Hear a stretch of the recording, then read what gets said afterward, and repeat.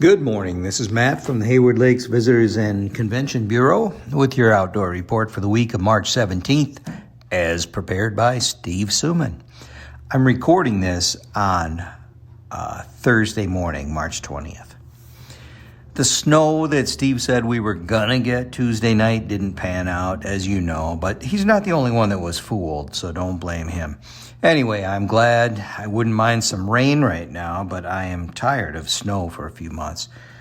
With a couple of minor aberrations, we can expect to see highs in the 40s and lows in the 20s for the next week. Good syruping weather. The DNR reminds us that spring wildfire season is here, and it is important to check fire danger before you conduct any outdoor burning.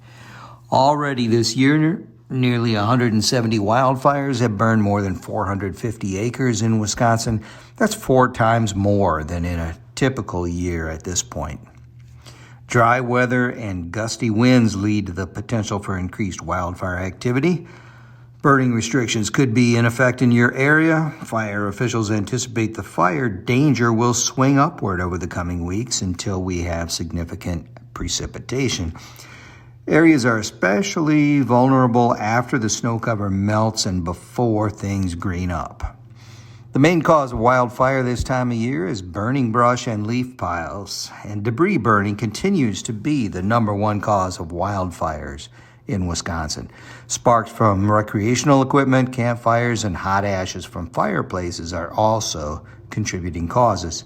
Smoldering embers can remain hot for days or even weeks. The DNR has a handy app for telling you what burn restrictions are in effect in your area. Just go to the DNR's website and then search for WISBURN, WISBURN. Right now, the Sawyer County fire danger is high, and you do need a special permit for any debris burn besides a barrel. And even if you're just burning in a barrel, you need your annual burn permit. The DNR is now selling bonus harvest authorizations for the 2025 spring turkey season.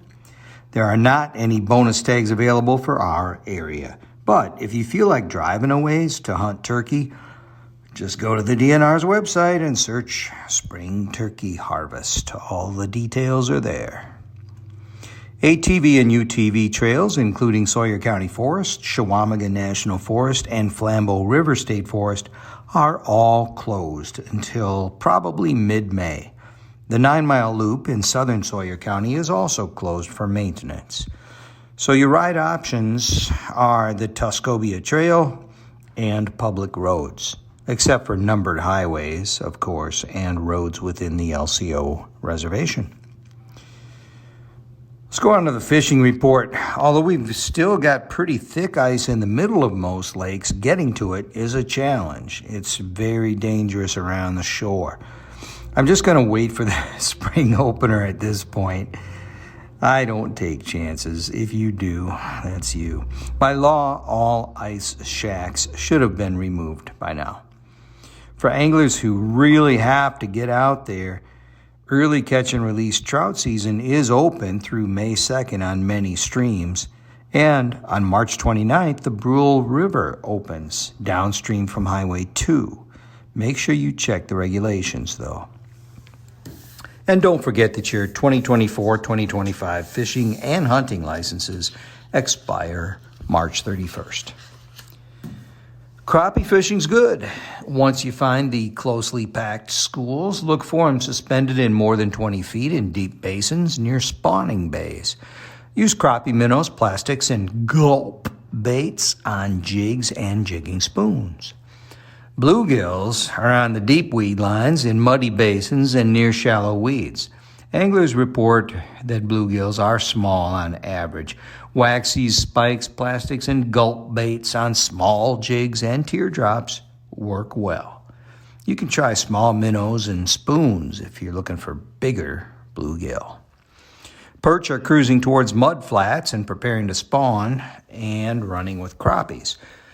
Stir up the sediment on the bottom with some jigging baits to try to get their attention. Small minnows, worms, and plastics on small jigs work well. Here are some events coming up. Well, today, March 20th, is the first day of spring. Congratulations. Crow season closes March 26th. There's a partial solar eclipse, whatever that means, on March 29th. Some boat registrations expire March 31st. It's a 3-year registration, so if this is the year that yours expires, it goes kablooey on March 31st. There's a fly fishing film tour at the Park Center on April 5th. It's sponsored by the Hayward Fly Fishing Company. It costs $25. It goes from 7:30 to 8:30 p.m. You can get more information by calling 715-634-8149. Full moon's coming up on April 12th. Your spring turkey youth hunt is April 12th and 13th. There are DNR spring hearings coming up in all counties on April 14th. They all start at 6 p.m. For locations and more information, go to the DNR's website and search spring hearings. If you've been itching to go to the Freshwater Fishing Hall of Fame, good news. It opens for the year on April 15th. Runs from 9:30 a.m. to 4 p.m. I think they stopped letting people in at 3 o'clock, but the museum stays open till 4. If you'd like more information, call them at 715-634-4440. Trapping season for mink and muskrat closes in our zone on April 15th, and trapping of beaver and otter close on April 30th. If you're going to apply for an elk tag, the application period is open now and it closes on May 31st. That's all I have for now. I'll have more next week. Meanwhile, if you want more information on area events, you can see it by going to haywardareachamber.com or haywardlakes.com and click on the online calendar of events. If you have a question, call us down at the office. You can reach me or the lovely Kitty at 715-634-8662 for the Chamber of Commerce, or the Hayward Lakes Visitors and Convention Bureau at 715-634-4801. Have a great week.